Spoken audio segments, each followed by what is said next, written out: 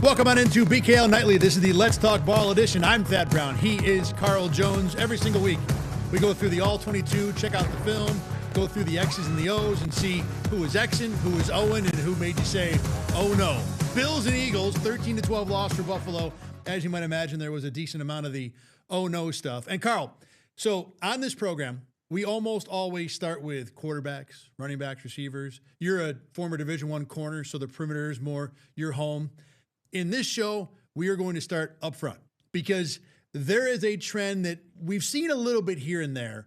But when this Bills offensive line, which we think is great, which I still think is great, but when they face someone who can punch in their weight class, they have not been up to the task. And that is the number one thing coming out of this film that landed for me, that this offensive line that's really good just lost too many times against another really good front in the Eagles. Yeah, that Texans game was the perimeter guys. It was the tackles, Dion and Spencer, just not playing up to their usual selves. But Sunday, it was the interior group, Connor McGovern, O'Cyrus Torrence, as well as David Edwards. And I want to preface this by saying Jalen Carter was a first-team All-Pro last season for a reason. Like, I know he's not a household name for a lot of people. He doesn't have the longevity. That brother is as good as it gets in the interior. And then next to him, Jordan Davis, that is a mammoth of a man. When he walked past us before the game into the coming off of the buses, I was so mad at my dad. I wanted to call him and say, why am I not 6'6", 360 like that brother is? And then Moro Jomo is also another good player on the interior as well. And they took it to them. And I know Sean McDermott always says, hey, the game is won and lost up front. It was so evident and so true Sunday afternoon with how the Eagles dominated up front. Is that the dad's fault? How big you are? Is that really only the dad's fault? Is that how it works? Yeah, I'm always going to blame him because Mom, she can't do no wrong. But Pops, we can always blame him. I'm going to keep that in mind. My daughter complains about how tall she is, the former volleyball player. With this offensive line, I'm with you on the interior guys being the primary part of the problem. And I've been raving about David Edwards the last few weeks and the job he's done. He wasn't good enough in this game. I mean, I think the one thing, and you kind of brought this up, these are still incredibly good defensive tackles. You will not find a better combo probably other than Jalen Carter and Davis that the Eagles have. And there were moments where you saw the interior offensive linemen do good things against good players. It wasn't the whole game, but over the course of 60 minutes, they lost too many times. David Edwards lost too many times. And as much as I agree that it was more the interior, I had Spencer Brown for 5 pressures allowed in this game. Deion Dawkins was better than he's been, but even he wasn't superb in this game. And the even more concerning part is I had 5 unblocked pressures or blitz pressures in this game that I charted. And the other thing I do when I chart these guys, because on a stunt or a game, I can't really say, like, if it's an end tackle stunt where it's Saibo and Spencer Brown handling it, I don't know who's at fault. So I'm not going to blame one guy or the other. I'm going to blame them both. Carl, I have every combination of offensive line as giving up a pressure in this game, even some 3-ways. It was all over the place, and it was against blitzes. It was one-on-ones. The question I think that I want to bring up to you is that, unsurprisingly, they're going to face some good defensive lines when we get to the playoffs too. Where do we land on what this offensive line is? Because I still think it's good, but when it comes down to the rubber meeting the road, are they going to be good enough? Are they going to perform at a level the Bills need to be able to win 3 games in January? I believe that unit can hold up his end of the bargain, but I do think it will take some swallowing of the pride of whoever brings up and constructs those pass protection plans where the Bills, they put a lot of stress on those guys up front. They're doing a lot of 5-0 protection. And for those at home, that means those 5 players up front and Josh Allen are accountable for anyone who's heading after the passer. If there's an extra blitzer that they can't block, it is up to Josh Allen to get the ball out of his hands quick. Now, there are some benefits to that because you get more guys out in the route. The drawback is that if Josh Allen or the O-line IDs the wrong player, Josh Allen gets lit up like a Christmas tree. So I think that they're going to have to swallow their pride a little bit when they do play the Jacksonville Jaguars or the Houston Texans again or the Denver Broncos and say, hey, listen, let's switch up what we've done in the past because we have 2 prime examples of when we play teams who can match up with us and maybe even be a bit better on Sundays. We need to figure out and give our guys more help because just mano-a-mano all game for 60 minutes is just setting us up for disaster. I think you're right about that too. And now look, the obvious drawback, like you said, is when you leave more guys in to protect, that's less receivers downfield. And the Bills are already having trouble finding somebody open when they put 5 in the pattern to begin with. But I think the overall is if you keep Josh Allen upright longer, whether it's with his legs or with his arm, you're probably more likely to find something down the field, even if you're only going to send 4 or 3 guys out into a pattern. So I think that is the way the Bills will have to go when this continues down the road here in January. When it comes to the rest of this offense, the number one person who took some arrows, surprisingly a little bit after this game, was Josh Allen. And when you go back through the film, yes, in a lot of the big spots, I thought he was just flat out bad. And not even bad for him, just he missed things that you need your quarterback to make. Other than that, though, it really wasn't other stuff. And we've talked maybe weeks ago about how Josh Allen wasn't seeing the field well, was missing open receivers. There wasn't a lot of that other than every third and fourth down that happened in the third and fourth quarter. Give me your take on Josh Allen's overall game here. I just thought he was sped up. And I think that we've talked about it ad nauseum, and I can't reiterate this enough. Every single quarterback on planet Earth, none of them are immune to pressure. Every single last one of them. Now, some of them, it may take one flash of color and the whole game breaks down. I love CJ Stroud, but you get two players in his face and his brain shuts off. Josh Allen, it takes a little bit more for him to get out of his hiccup. And by the third, fourth quarter, there were some things where I'm like, I'm not accustomed to seeing that.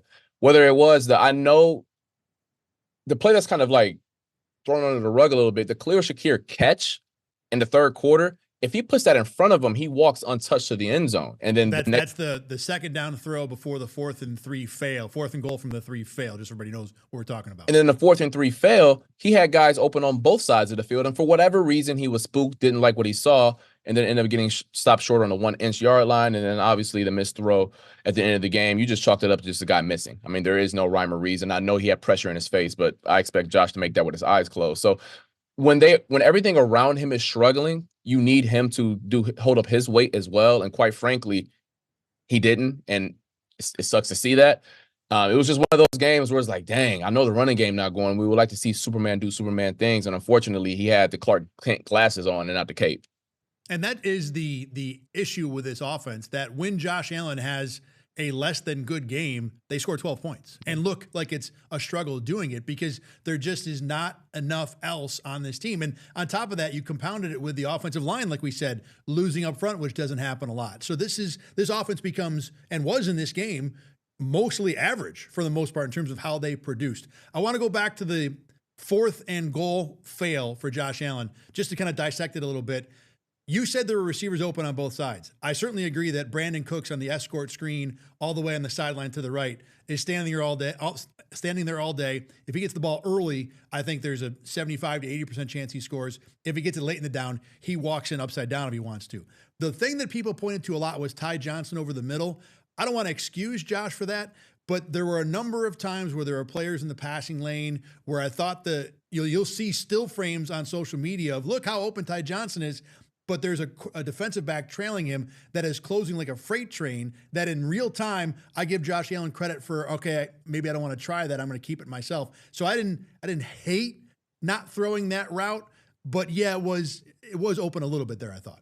Yeah, I think the Brandon Cooks one with the escort screen is a lot more troubling. It's considering like, hey, we gave you two options, make one of them shake, and you got there, and I'm not a quarterback. I haven't played since 8th grade. And when I did play quarterback, I was basically a running back that was given the ball on direct snap every play. But I do know simple math. And when you have pre-snap looks where you have 2 over 1, like the Bills did, that's just a pre-snap look that you would think that he would take advantage of. And like, I can't reiterate this enough.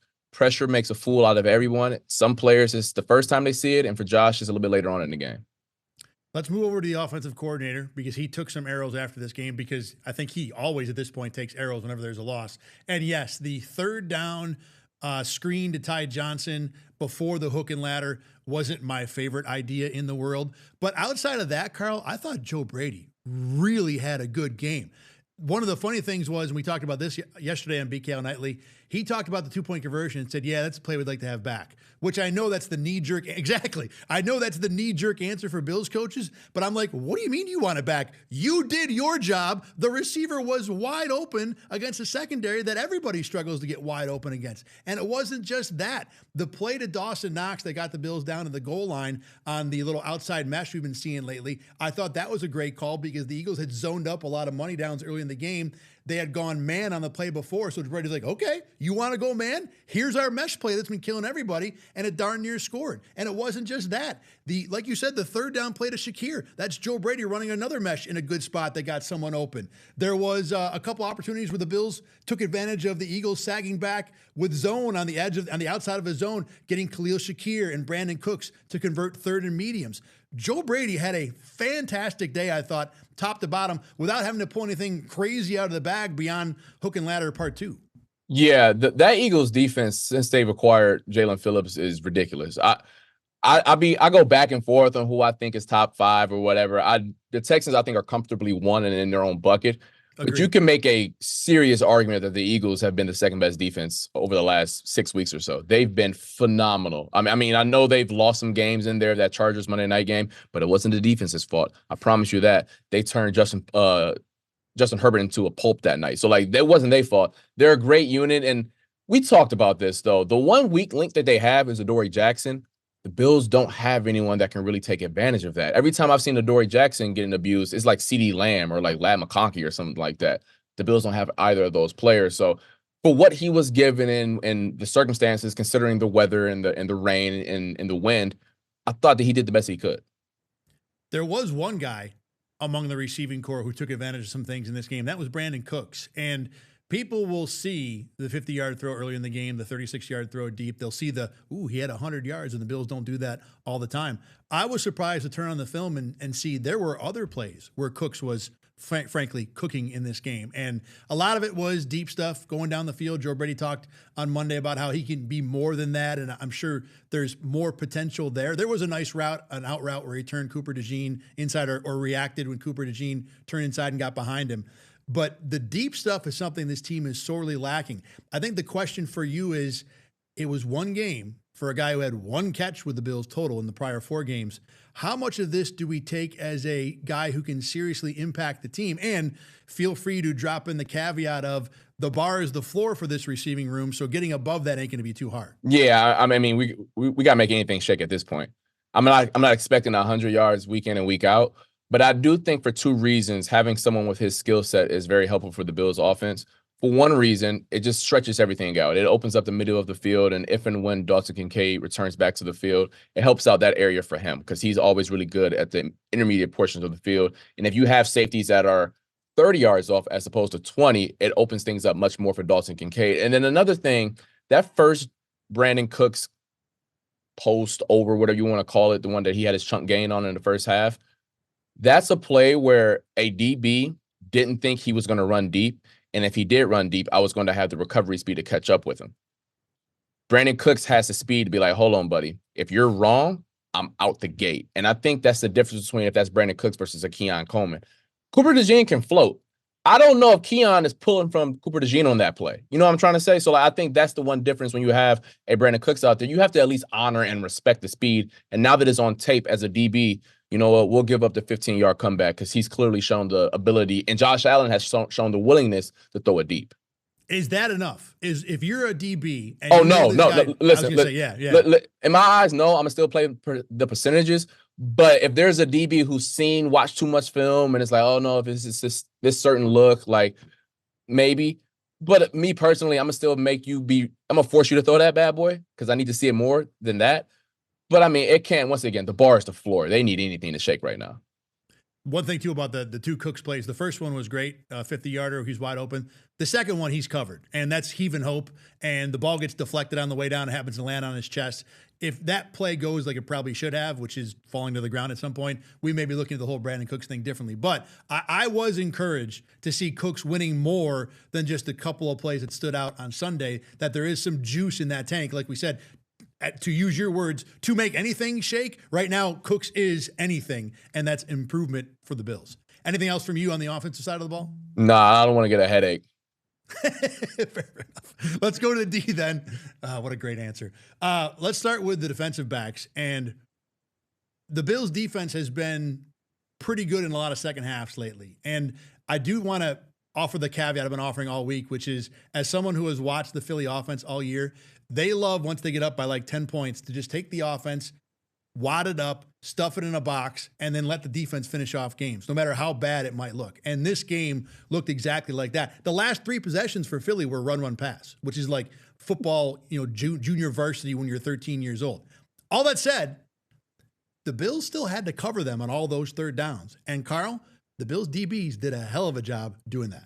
Yeah, I want to put this in 2 different buckets. We can talk about the Eagles elementary game plan and their execution like a fifth grade team in a second. But I do think when the Bills DBs were one-on-one with the best top 5, top 3 duo in football with Devonta Smith and A.J. Brown, they won more often than not. I know A.J. Brown had the over route where he gave a little chicken wing to CB. Hey, you tip your cap to him, he's going to win his. There was another play, the scramble drill, where A.J. Brown caught the ball on the sideline in between, I believe, Taryn and Cam Lewis. Tip your cat, he's a ball player. But there were so many plays where Max came up in the flat and made a nice tackle for a no-yak gain. Christian Benford had a nice PBU on a slant route. That is what you have to do against teams like that, especially all the blitzing that the Bills are throwing. That's putting these DBs on islands. And I think it's going both ways where, like, they're saying, you know what, we can be more aggressive because we trust Trey to hold up. We trust Max to hold up. We trust CB to do his thing as well. And it showed up against an Eagles team. Listen, there were so many plays where, like, the Bills didn't hide it. They had 8 in the box, and they just dared them to run it. So that's putting those bad boys on the islands on the outside, and they held up more often than not. Let's talk a little more about Christian Benford, because you and I have said a lot that he's really good, but he probably would never be in the Stingley Surtain category because he just doesn't get that many opportunities and really hasn't even performed at that kind of level one-on-one. He had a few in this game that really stuck out to me. Him one-on-one with A.J. Brown, he didn't just win. He jammed A.J. Brown into his pocket and left him there. Was this maybe a step forward game, not only for what Benford is, but if you're the Bills coaching staff, are you a little more willing to put him out there on those islands going forward? I would try, especially going forward when you are going to play some teams in the postseason that are going to test your manhood in terms of the run game. And I think that when you are leaving your guys one-on-one on the outside, I would trust a CB and then roll the other way, as opposed to when they played the Bengals, they got beat like a drum because they put so much protection on the outside that they were getting killed up the middle. So I think that if CB's shown me enough, and there's not really a guy in the AFC where I feel as if he needs cloud help. Like, who's the best guy remaining? I mean, you mean receiver, right? Receiver, like Zay Flowers.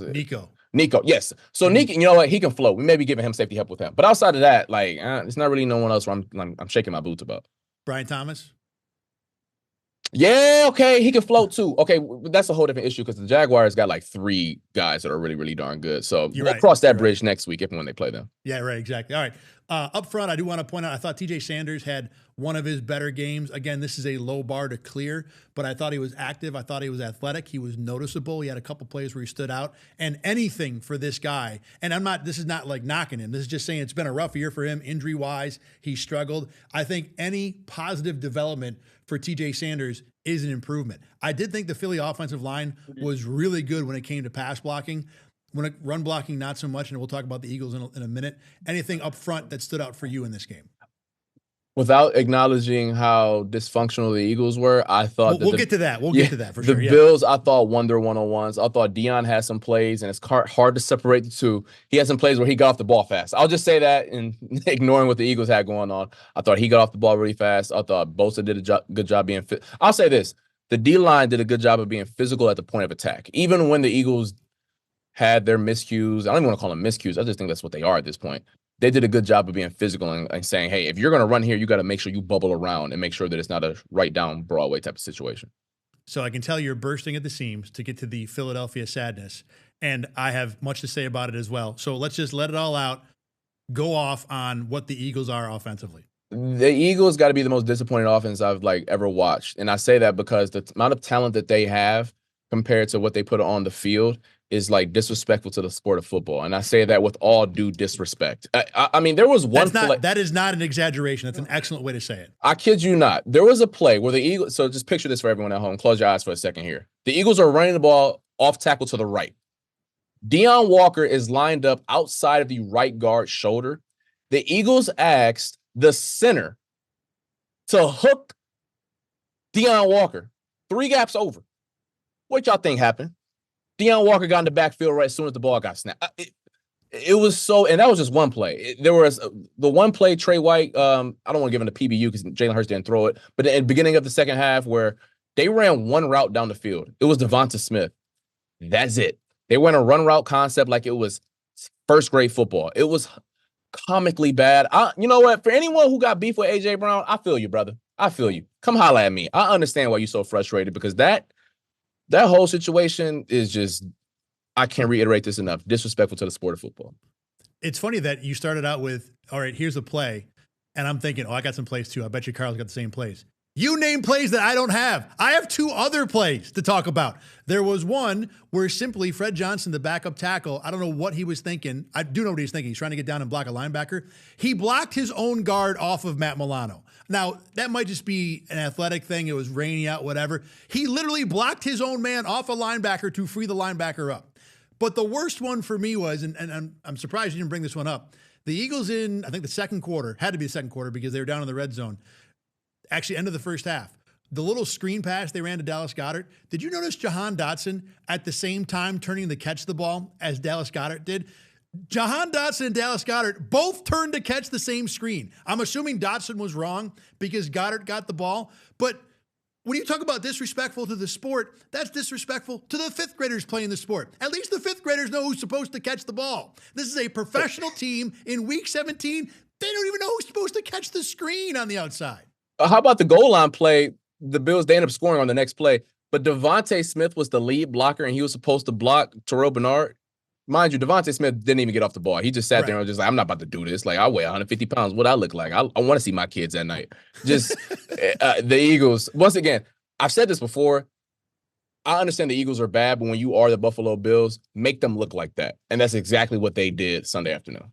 On top of that, too, going back to the point you made about Devonta Smith not really making the attempt to block, there's very little fire on this offense. There's very little energy. They seem to go out and want to coast on the talent. And look, they've coasted to a division title and double-digit wins again, but it is not something where you are getting energy and fight. And the contrast between what the Bills do, especially this Bills offense, which has Josh Allen, James Cook, and at this point, literally almost anybody they can find off the street, and making it work at least good enough to win some big games, to score 35 in New England, the Eagles are not putting out even 1/4 of that effort. And I don't want to say it's hard to watch, it's just what it is, but it blew me away as much as it blew you away. Yeah, it was just rough. I'm happy they ain't got to see them again anytime soon. Well, at least for a few. We won't see them in the Super Bowl. That ain't happening. Yeah, that ain't happening. No way. All right. I do want to point out for the Bills coaches, I thought whoever, whether it's McDermott, I'm calling him McBabbage at this point. This is what I refer to him when I chart everything.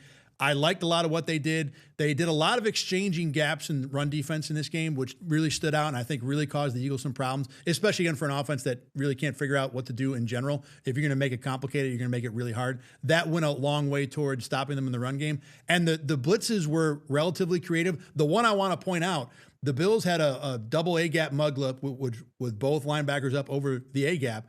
And then they dropped everybody on the interior out, both linebackers and both defensive tackles into coverage. They blitzed the edges and then two corners off the edge. Really creative blitz. It absolutely hit home. Stuff like that we're seeing week after week. I've liked a lot of what the Bills have been coming up with defensively late in the season. They're not the Houston Texans where they can just line up and just say, we're going to punch you in the face. The Philadelphia Eagles can do that too, Denver Broncos. So we got to get creative. We got to spice things up and got to pull out exotic blitzes. A lot of time in the second half, they're running a 3-3-5.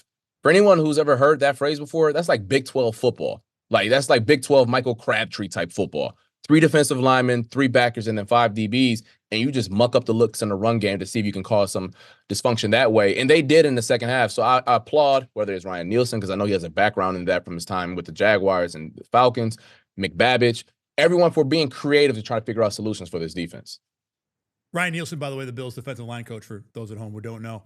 When it comes to the linebackers, I was interested in that. It felt like this game got better for the Bills defensively when Terrell Bernard got hurt and Shaq Thompson came in. It wasn't a direct one-to-one relationship, but again, this was another week where it felt like Thompson was a little bit better player than Bernard all over the field in this game. Yeah, I'm going to say Sunday, I don't come away with that exact thought, but the overarching feel of the two players, I think they've been definitively a much better run defense when 45 is out there as opposed to 8. And we will see what happens because I know TB has the calf thing and those boys are tricky. You don't want to play around with those. It's not like a hamstring where you can kind of mess around with it a little bit. Calf is much more difficult.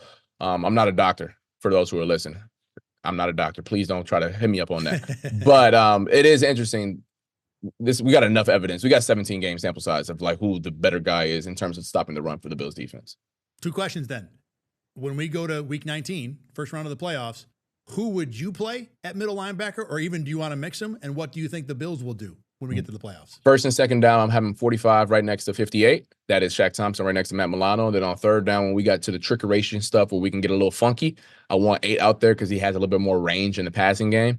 Even though he's been decidedly it's been a bad year for him when it comes to pass coverage. It has been, but I trust him more as a blitzer as well because they did blitz. Now listen, he did get to Jalen Hurts twice and missed both times, but I do think he has a little bit more juice to get there, and it shows you a little bit more creativity. But the bar isn't high in that regard. I don't think either you want out there on third down, anyways. I mean, Shaq was coming off the field even without Terrell Bernard in the lineup or healthy, on third down. So. I think they have enough evidence at this point to suggest that at least for base early downs, 45 has to be out there.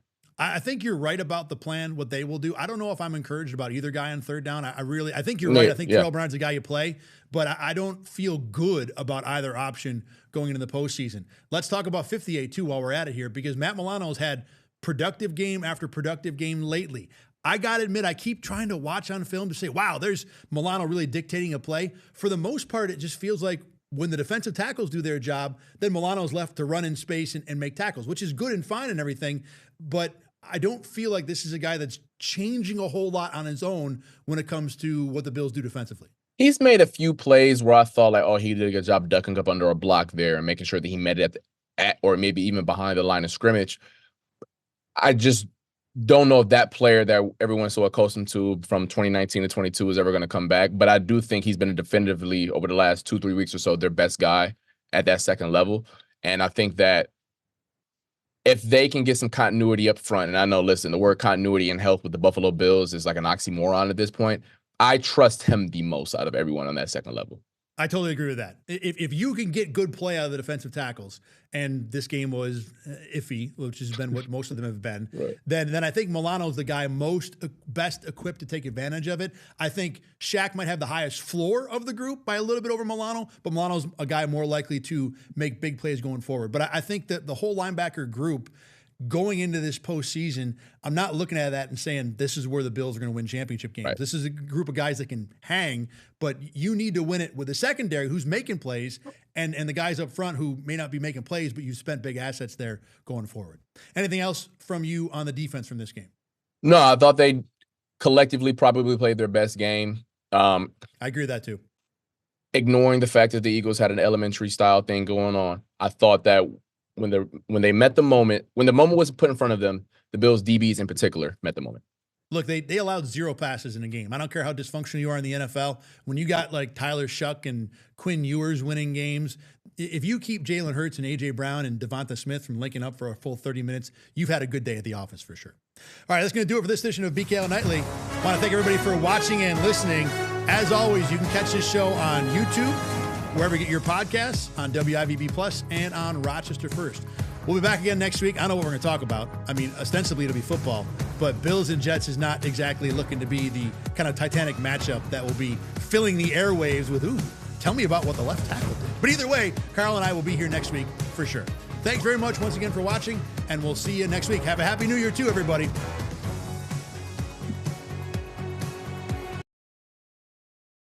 Get the Rochester First streaming app today for everything you love from News 8 On Demand, plus exclusive shows you won't see anywhere else. Search ROC and download for free on Roku, Amazon Fire, and Apple TV.